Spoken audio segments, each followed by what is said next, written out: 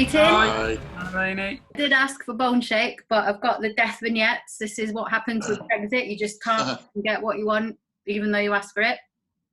2/3 of bone shake. I've got my bone shake t-shirt on. Nice. Excellent.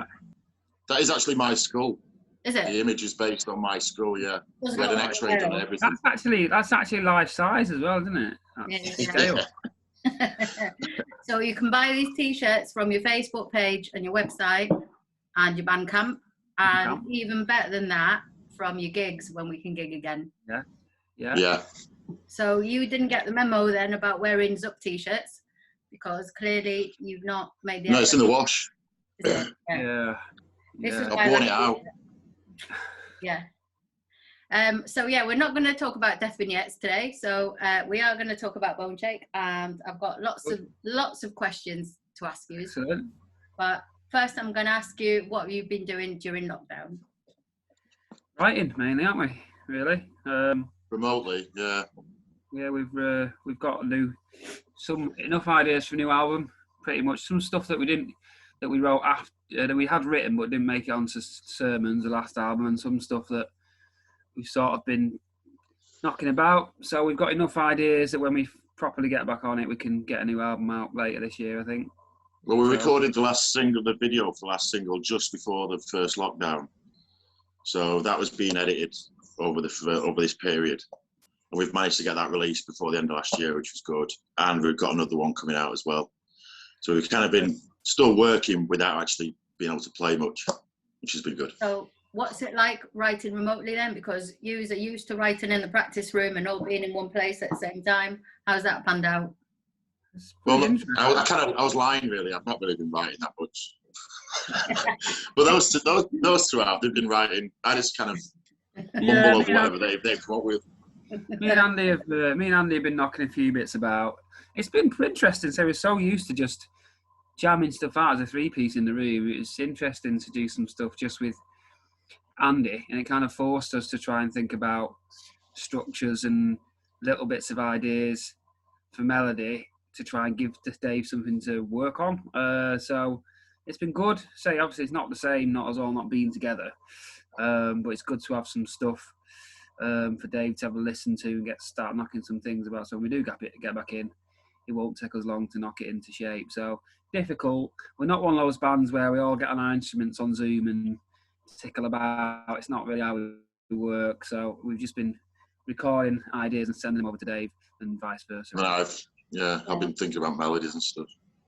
So you've done a couple, at least one Zoom gig, haven't you? We Are Manchester. We did that over. I think it was over summer last year. It's difficult to do the gigs via Zoom and all that. It's not quite the same as seeing it. No, I mean, we had a nightmare filming it because it was the height of summer. So it was really hot in that room. And I think we had to do it 3 times because something technical went wrong every time we did it. So it was actually quite an exhausting experience. And then when it did air, you couldn't even hear it properly. Yeah. So it kind of put us off the live stream gig thing. Usually when you gig, you only have to do one set. We had to record it like 4 times to get it. I know. Yeah. In our hot practice room. Yeah, I've tried doing it from home, but I can't. The sound is obviously not the same, so I've sacked it off. But I've been recording anyway. But Brennan, you've been doing some drawing as well. I've seen lots of your drawings. What's that about? Boredom, really. Because music's a great outlet to be creative, but I need other people to do it. And being stuck down, not being able to see anybody or do anything, drawing was a way of venting that. Yeah, it's just something you just need a pencil and paper. It's easy to do from home. You don't have to rely on anyone else. The New York Dolls one's really good, and the Bone Shake one's really good as well. So yeah. Oh, cheers. You thought about doing a graphic novel based on the video. So yeah, that's something I've been thinking about recently. Something a bit different. Yeah, good. Yeah, we'll see. You can actually get that effect. I know about video effects now because I've just got some new software, and you can actually do like the drawing effect on a video. So you might want to do that. Oh, really? Yeah. It could be like the Harvard video. Exactly like that.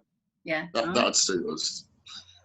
So yeah, we're going to talk about the new single now, because I've heard it, and I've heard you play it, I think, a couple of times live and in the room as well when I've been in there, and it's fucking great. So do you want to tell us a bit about the new single? Yeah, we recorded it last April, I think, and it's trashy and loud, probably more so. I mean, we're pretty loud and trashy anyway, but the production on this is going a step further. So it does sound quite big, and the drums have got a really kind of, it's really lo-fi sound. But yeah, I think it's a bit of a different direction sound-wise, certainly production-wise for us. I've not got many songs with a big drum opening like that, so, and it's been hard over the years to get a good recording of the drums, and certainly my drums, but that's probably the best recording we've ever got, and it suits the song, it suits the intro. They're just coming really, really big, and then it just kicks the song off. So, yeah, we're really happy with it. We've done some filming in the room a while ago, and in Rat Alley actually. There's some interesting clips of us pretending to be fighting in Rat Alley, which might make it into the clip, which is pretty good. We wanted like a really trashy, psyche, just something that suits the sound of the song, really. So, well, the Unwell video was quite professional. We had lights and 2 camera setups. So it's quite a contrast to that. This one, it is more of a kind of low down, dirty feel with the video. And like Dave said, there's just messing about in the alley for cutaways and things. But yeah, we wanted to have that kind of feel to it. It's not quite as pro as the last video, but it suits the song, definitely. Yeah, I was going to ask Andy about his guitar sound, because obviously you haven't got a bass player in the band, which by rights means that I shouldn't like your band, I should hate your band. If you're going to get rid of anyone, get rid of everyone before you get rid of the bass player. But you haven't got a bass player. Sure. But Andy's guitar sounds really meaty and really bassy, and I don't know how he does it, but he's not here. Well, we did the guitar in the studio initially, and we didn't like the sound of it, but we all got locked down, so we couldn't go back and sort it out. So over summer, me and Andy recorded it remotely in the rehearsal room and sent it over. And I think what he's done, he's kept the original track as a bass, as an undertone for the bass, and then we've got this trashy guitar over the top. I think that's what's given it that fuller sound. But it does work. Is it the same person that records your other albums, or is it no? New? It's the guy who did Unwell, who's a different guy. He's not done the albums for us before. Like Sermons was done by somebody else. But yeah, having this guy, it's been interesting, like a different perspective on the sound. But yeah, I think it works. He's called Matt Fisher. He knows what he's doing. Fish Tank Audio, check him out. We met him. He saw us playing at Night and Day supporting Jim Jones, didn't he? And he offered. Was he there? Yeah. He's fantastic. Yeah, really good. People that don't know and haven't heard the song, and we're going to play it at the end of this. So it's called Hey Hey. Is this the first? Obviously, this is going to be the first single off the new. Is it going to be an EP? Is it going to be an album? It's going to be an album, and it's actually the second single, because I think we want to put Unwell on it, on the new one, because that didn't quite make Sermons. Yeah. So I think these two are going to go on, definitely. We're going to release Hey Hey and Unwell as a double A side final as well, I think, aren't we? Yeah. And are the rest of the songs written, or are you in the process of getting those done now? We're in the process now. We've just recently gone back in for the first time. We've got enough ideas knocking about. It's just finishing them and deciding which ones will go best on the album. But we've got plenty to go back in with when we get back in the room and get up. So yeah, we're looking to record around October time. So that's our personal deadline. Do you think the sound is going to be similar to Hey Hey and Unwell? Is that going to be the general vibe of the album? Yeah, it's going to go more kind of trash, punky, rock and roll. A little bit of psych. That kind of more lo-fi, splashy sound. There's a little bit of psych in there, just a sprinkle. But yeah, it's mainly just trashier still, basically. And heavier. And I'm sure you had gigs lined up before lockdown, and obviously they've not happened. I think the other thing is that you also run your Abattoir Blues club nights as well. And I think the last one that was going to happen, you were going to have the Wyndham Earls and before lockdown. So are you going to be getting back to putting those nights on again when we're back? Yeah, because the lockdown, last year we booked, I think, the first Friday of every month for the entire year, and we only got to do January. So what I've transferred them all over for this year. And since the roadmap that Dick had set out about, when we're coming out of this, we've got 2nd of July, I think, is going to be the first one. So then from then we'll be doing the first Friday till the end of the year. So with the process of looking for acts. And you've got some more gigs coming up. Big Hands. We're playing Big Hands on the 9th of July. Ah, right. Who's that with? For Sour Grapes. And then we've got 2 in October. And we asked for the Elevator, and we're playing in Glossop for the Globe. Oh, yeah. Well, that's a secret, though. I won't say anything.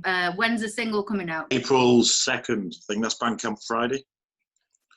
So, yeah, it'd be nice to earn some money. You're a live band. So how has it been not being able to play live? Difficult. Really difficult, yeah.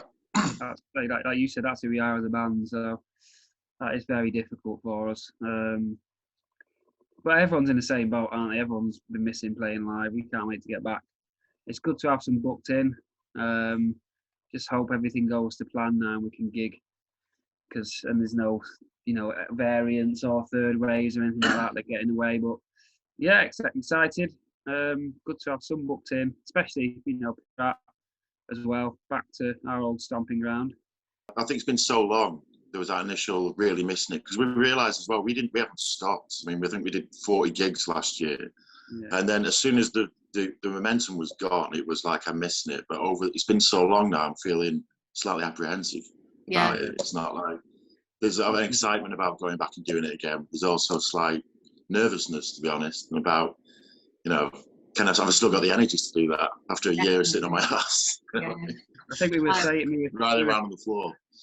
We were saying, the three of us, that we're going to have to do a lot of practicing before we get back, just to get back up, because the energy levels that the way we play, the energy levels, we're going to have to get back, practice a lot before we play that first gig back, to make sure we can perform how people remember us performing, basically. Yeah. I'm feeling the same way. You were getting quite a momentum, weren't you? Yeah.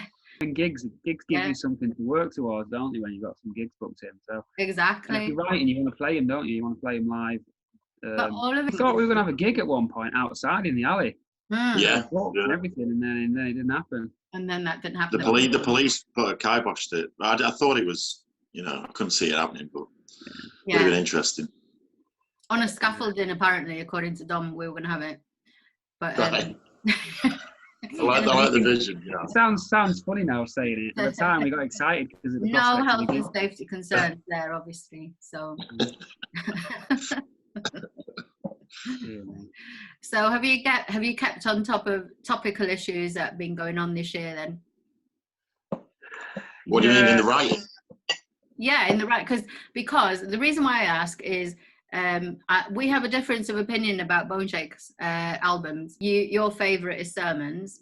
My favourite is the first album, Kicks, and that's because I've always had a thing for bitter, twisted, sick love songs, and so Kicks is, I fucking love Kicks because of that. No, it's full of that shit, yeah. That's good, yeah. So, whereas Sermons, I think there's a bit of politics in there in Sermons. So, what's the deal with the new album then? What are the songs about, or the you have so far? To be honest with you, we've strayed away from like the ones that we're writing. We're straying away from talking about this situation. It's just we want to do an album more of like music to uplift, like to take you away from escapism. We don't want to see. I mean, I understand bands do it. They talk about politics, and when it's done well. But yeah, it's just we don't want to do that with this album. We want it to be an album for escapism from this. We know the reality, and we want to use the songs and the music to get away from that. So yeah, that's the way it's shaping up. It's not got a linear format for what I want it to sound like lyrically, but that's the direction it seems to be going in so far, which I'm fine with. Yeah. More sick love songs. We don't tend to set out with a specific theme generally, do we? When we're writing an album, we tend to just write as we go and see what songs come out. So we'll see what happens. It's a bit early days, isn't it? But like Dave said, we want to write something that's a bit of rock and roll escapism rather than, it's a bit miserable, isn't it, at the moment? And so we want something, especially when by the time people can go back to gigs again, they're going to want to sort of get off their head and do some rock and roll stuff. And that's the type of songs we want to write, really.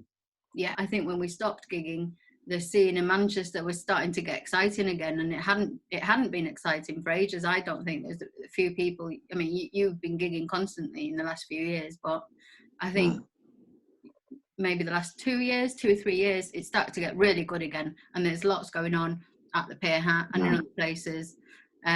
So it'll be interesting to see. I know that some bands were moving out the practice rooms and stuff, and I'm really happy that none of our bands moved out the practice rooms. Well, that was it. Yeah, it made or break, didn't it? It made or break a lot this period. But it seems like, the bands that are on the scene around the time, everyone seems to be still thriving, which is good. But yeah, I just need to get on the lookout for more new acts for these nights. We've got a lot of slots to fill.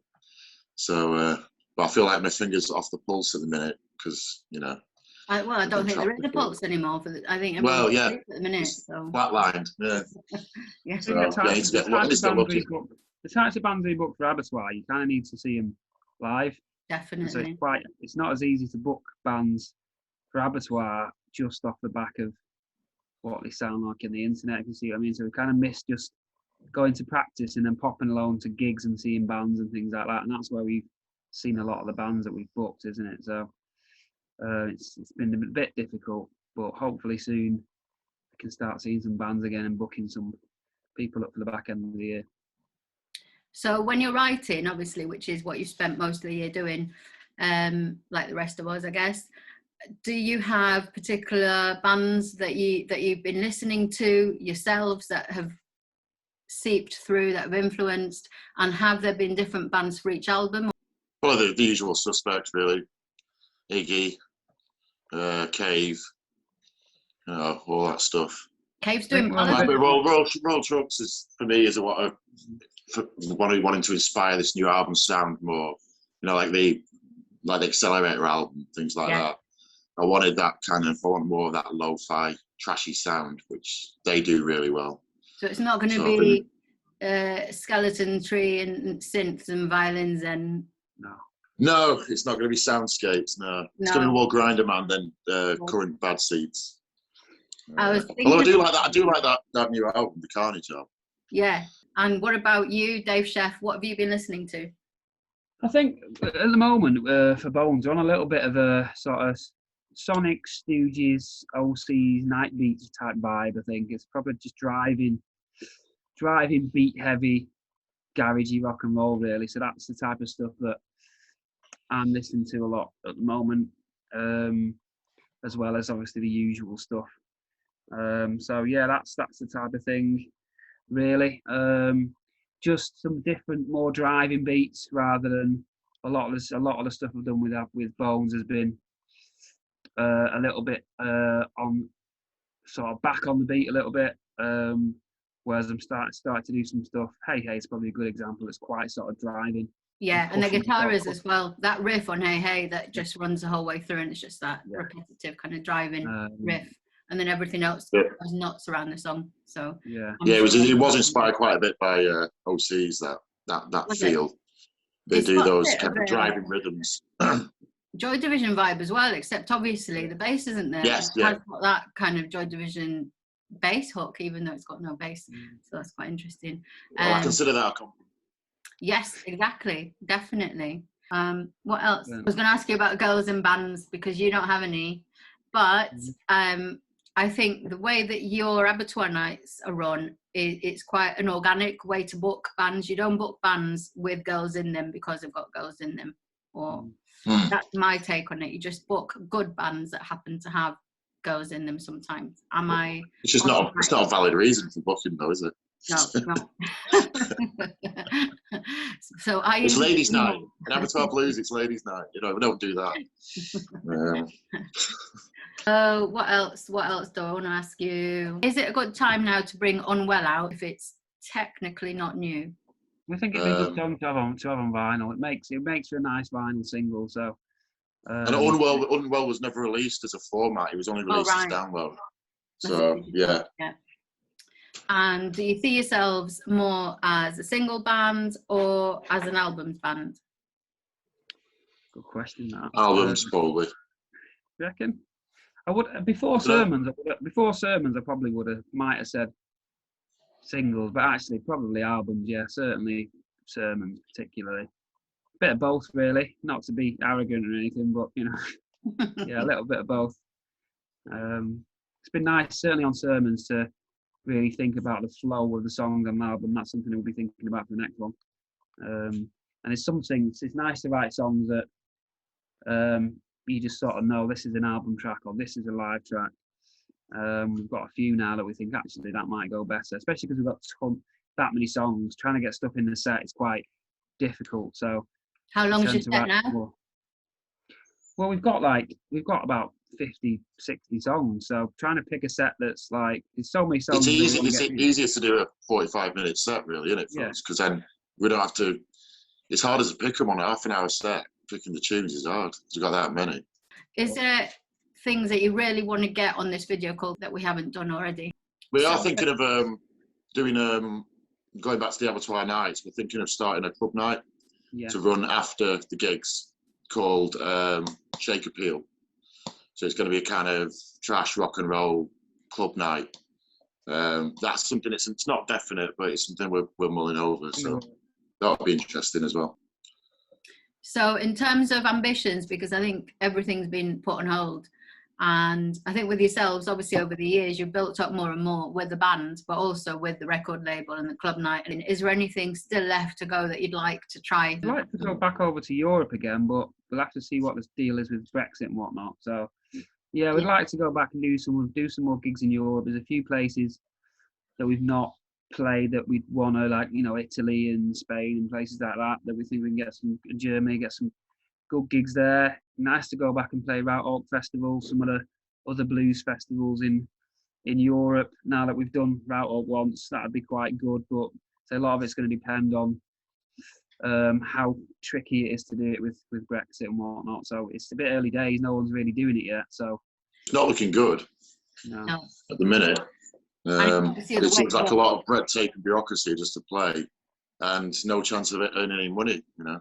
No. The thing, our tours always broke even, or we made a little bit sometimes because you're so well paid over there. But the amount of bullshit you have to go through. It was always pretty tight. When we did make money, it wasn't a lot. So I think any much extra costs, and it probably wouldn't be difficult for it to be viable for us. So. Is there any band left that you haven't played with that you'd like to play with? All mind supporting Nick Cave. That'd be nice, wouldn't it? Join the queue. They're opening the Blues Kitchen in town, so we're hoping. I don't know if you've been to that place in London, Blues Kitchen. So it might be interesting to see what bands they get on there, and hopefully there should be an opportunity for us to get some decent support slots. But we'll see. Until it opens, I don't know what kind of vibe it's going to have. But you think Blues Kitchen, we should be in with a shout at getting some good slots, but we'll see. Yous aren't blues anymore. Yous are trash now. Well, that's it, really. Yeah, I agree. It's rooted in the blues, but the Blues Kitchen's, the one in London's pretty straight ahead blues, whereas we're like just the trashiest end of blues possible. So we might be a little bit too raucous for them. So yeah, we've got a few minutes left. So can I ask you to introduce your new single? This is the new single from Bone Shake, and it's called Hey Hey.